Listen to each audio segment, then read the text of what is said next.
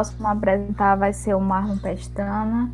Eu só queria que a gente se atentasse um pouco mais ao tempo para a gente conseguir ter uma discussão maior no final, tá bom?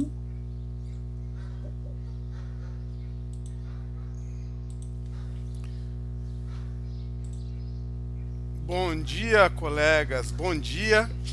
Muito obrigado, Virgínia. Muito obrigado, Anne, pelo aceite do trabalho. Fico muito feliz de participar a nível nacional na SAB do Simpósio Temático 27 de Educação Patrimonial e Covid-19. O trabalho que nós vamos apresentar é um trabalho que vem de uma pesquisa já de uns 2 anos para cá, mas em que desenvolvemos metodologias participativas em educação patrimonial, justamente para verificar os impactos da Covid-19 na cultura material das comunidades indígenas do Rio Grande do Sul, em específico da região sul. Seguinte. Então, a finalidade foi perceber as variações na mudança do sujeito cultural e desse coletivo em geral através dessas metodologias participativas. Então nós utilizamos bastante Paulo Freire, a questão da extensão e comunicação e essa ligação com a educação popular na perspectiva comunitária. Então nós já havíamos desenvolvendo arqueologia comunitária, arqueologia participativa ao longo do tempo e com o período do Covid-19 seguinte, nós começamos a identificar que a perspectiva teórica que o João Lorandi Demarque, um grande pesquisador, publicou agora em 2016, faz mais sentido, porque dentro das metodologias participativas de educação patrimonial, o que se observou, seguinte, nessas comunidades tradicionais, são demarcadas no mapa, o grande impacto da pandemia na sua venda de artesanatos, na sua manipulação e o manejo da sua cultura material para venda, para manejo de artesanato, enfim, foi muito impactada com o isolamento social. A grande maioria das comunidades não conseguiu vender seu artesanato nos centros urbanos. Seguinte. E essas são as comunidades que nós temos trabalhado. Ivepotã, Pacheca, Pararoquê e Irambé, que são todas Mimbiá-Guarani, e Iguaitã, que é Caingangue. Esses são os aspectos gerais das comunidades. Seguinte. E aí, com relação à política nacional de gestão territorial, entendemos que a garantia e a segurança territorial destes povos, ela passa justamente pela educação e pelas formas de comunicação de como se estabelecem pontes entre as comunidades tradicionais, entre o setor privado e o setor público. Então, dentro da política nacional de desenvolvimento dos povos e comunidades tradicionais, dessas leis específicas, se pensou justamente na educação como um caminho de estabelecer fontes. Seguinte. E aí nós tivemos como principais objetivos vincular ou verificar as alterações na cultura material, enfim, e as manifestações xamânicas, as manifestações espirituais dos povos indígenas para a preservação da sua identidade cultural e quais são os novos artefatos que surgiram para se proteger da pandemia de Covid-19, justamente porque a grande maioria dos povos indígenas atribui a epidemia a uma doença não indígena, uma doença de branco. Seguinte. E esse trabalho foi publicado agora, esse mês, recentemente, numa das principais revistas de extensão do Rio Grande do Sul, uma das principais revistas do Brasil, que é a revista de extensão da URGS, Universidade Federal do Rio Grande do Sul, justamente porque privilegiava, em certo momento, o protagonismo do movimento indígena na recuperação de seus artefatos que eram automaticamente impostos, injustamente impostos. Por exemplo, o uso de máscaras, o uso de álcool gel, isso tudo que vinha externo. Então, dentro dessa perspectiva, a educação do campo da FURG, no curso de educação do campo da FURG, de educação do campo, observamos que as próprias comunidades indígenas ressignificaram esse material, pintando as máscaras com suas identidades regionais e locais. Seguinte. E nisso houveram também iniciativas do setor público, do setor privado, visto que grande maioria das populações indígenas teve um choque cultural dessa projeção de estereótipos. O que seria essa projeção de estereótipos? Os setores públicos, as prefeituras, enfim, as escolas, entenderam de um certo momento que o indígena estava sendo ameaçado pela Covid, erroneamente atribuindo ao indígena uma certa fraqueza, um certo questão imunológica. E aí o pessoal invadiu as comunidades indígenas e oferecendo álcool gel, oferecendo máscaras. E os indígenas logo procuraram então a universidade seguinte para dialogar sobre isso.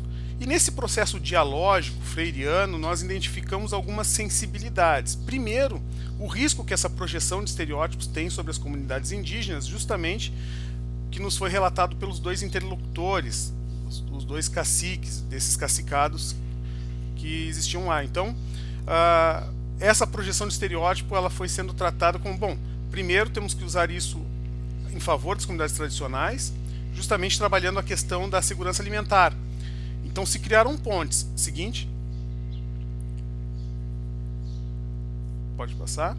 Dentro dessas pontes estavam a testagem em massa da Covid-19 e durante as testagens em massas foram colocados pôsteres, foram feitas comunicações, diálogos, conversas sobre padrões de cuidado, padrões de, inclusive com relação à saúde mental, sobre o que poderia ser feito em parceria, em metodologia participativa.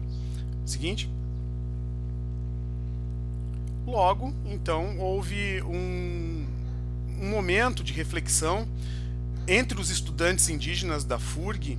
Nosso coletivo indígena de estudantes é um coletivo significativo, são mais de 80 estudantes de várias áreas do país, em que a preocupação das questões sanitárias ela passa também por uma questão de observação dessa saúde indígena, enfim, e como que as comunidades indígenas se articulam para vender seu artesanato e para escoar esse artesanato dentro dessa dialogicidade intercultural.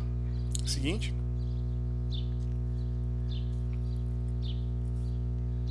E aí, claro, as máscaras que foram pintadas tiveram uma grande adesão, com caracteres culturais, com etnografismos, os grafismos indígenas, mostrando as parcialidades Caimé-Cairu, no caso dos Caingangue, a questão dos símbolos Nhanderu, Quaraã, os símbolos Guarani também estavam presentes nessa cultura material que surgiu então a partir desse momento delicado. Seguinte. E junto do PNGAT, da Política Nacional da Garantia dos Territórios Indígenas, nós estabelecemos pontes, trocas entre as comunidades indígenas para localizar e identificar os sítios arqueológicos através do ponto de vista do povo originário, para que ele possa garantir o território, justamente por essas áreas, esses territórios de deslocamento estarem sendo ameaçados hoje devido à conjuntura política nacional. Então, juntamente com as lideranças, com os caciques que identificaram e mapearam esses sítios arqueológicos, foi possível estabelecer ali um diálogo. E esse diálogo é fruto justamente desse processo de metodologia participativa em educação patrimonial. Seguinte. Na foto anterior, o cacique Eduardo estava mostrando a cerâmica Tupi-Guarani que encontrou nos seus sítios, e a partir do encontro e do achado desses sítios arqueológicos, através da comunicação na educação dialógica participativa, se estabeleceram então panoramas em que as populações indígenas dialogavam com a própria universidade, dizendo, olha, estamos precisando ter uma garantia e uma segurança alimentar.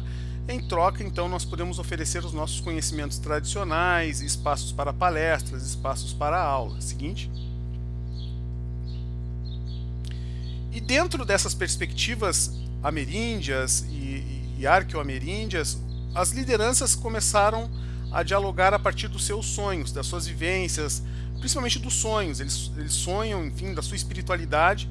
Eles falaram, olha, estamos em Rio Grande é uma cidade que tem muito pescado, muito peixe, e aí a própria polícia militar fez conexões com o porto de Rio Grande, e a partir dali as coisas foram acontecendo. Nós da universidade entramos em contato, e aí começaram a chegar esses excedentes da Pescal, enfim, para a garantia alimentar e segurança alimentar das populações indígenas. Seguinte.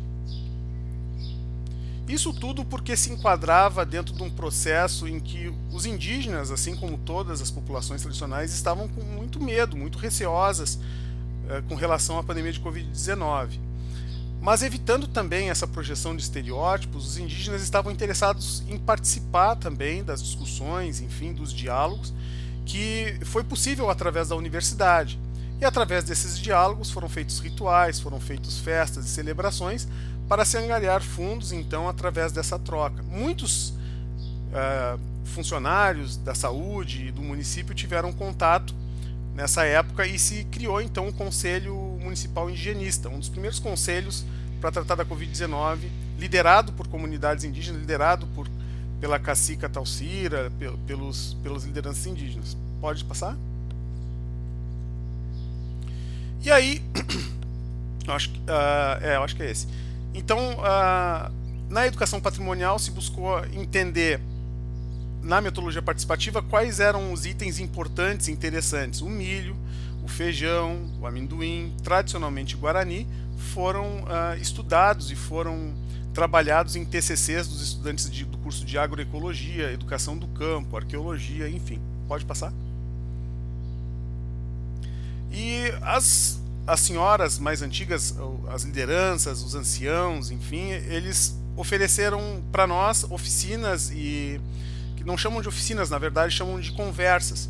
Então esses pajés, esses carais mais antigos receberam através de módulos virtuais, pelo celular mesmo, estudantes da universidade. Então eles falavam para o celular, enfim, os estudantes conseguiam assistir ali respeitando o protagonismo indígena do ancião sobre quais as frutas, quais os alimentos eram importantes no combate da Covid-19.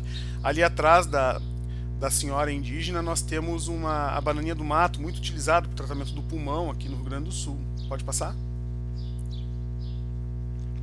Então a importância da integridade do território, a manutenção dos limites no tempo de Covid-19 vai justamente nesse fato, já encaminhando para a conclusão. Primeiro, porque houve um crescimento muito grande do autoritarismo militar sobre as comunidades indígenas. Nós mesmos aqui da educação do campo, trabalhamos com assentados, comunidades quilombolas, enfim, nós vimos esse crescente aumento do autoritarismo militar, ou seja, do milico mesmo, do exército, arrogantes, avançando sobre territórios indígenas, violentamente. Então, esse isolamento só piorou essa situação nos territórios sul-americanos, como o cacique Atiguaçu atesta, e nós conseguimos ver isso com muita clareza. A própria FUNAI foi contra várias iniciativas populares para a manutenção dos territórios indígenas. Seguinte. E nesse processo identificamos então na cultura material processos de ressignificação importantes, como a água no casco do jabuti, que é um ritual que começou recentemente a ser incorporado nas comunidades Mimbiá para a saúde do corpo, através dos rezos, dos cantos. Seguinte. E um dos elementos mais importantes, que não fazia parte, na verdade, do artefactual Mimbiá Guarani, é o rapé. O rapé, que é característico de várias culturas indígenas no Brasil, foi incorporado justamente para o uso de raízes e cascas de árvores, junto com o mó de tabaco, para purificar as narinas e espantar ali o espírito ruim do Covid-19, junto com muito rezo, com muita cerimônia, e tudo isso serviu como um ambiente educativo para nós, Juruá, não indígenas, e também de incorporação a novas culturas materiais importantíssimos para o contato com esse fenômeno de paz profunda, com o bem viver guarani, com na verdade, os modos de vida indígenas que estão sendo ameaçados, mas que são de forma muito sutil presentes dia a dia hoje na sociedade brasileira. Seguinte. Então aqui algumas estudantes da agroecologia e da educação do campo que visitaram as comunidades nesse processo. Isso foi um pouco antes da pandemia de Covid-19. Foram gravados vídeos, foram tiradas fotos, enfim, e os próprios indígenas fizeram cursos de língua guarani, de língua caingangue, culinária, enfim, para ser disponibilizado para toda a população, e a plataforma principal foi o YouTube. Seguinte.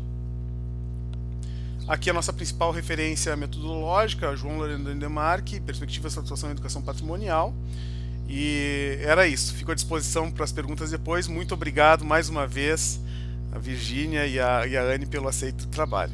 Obrigado.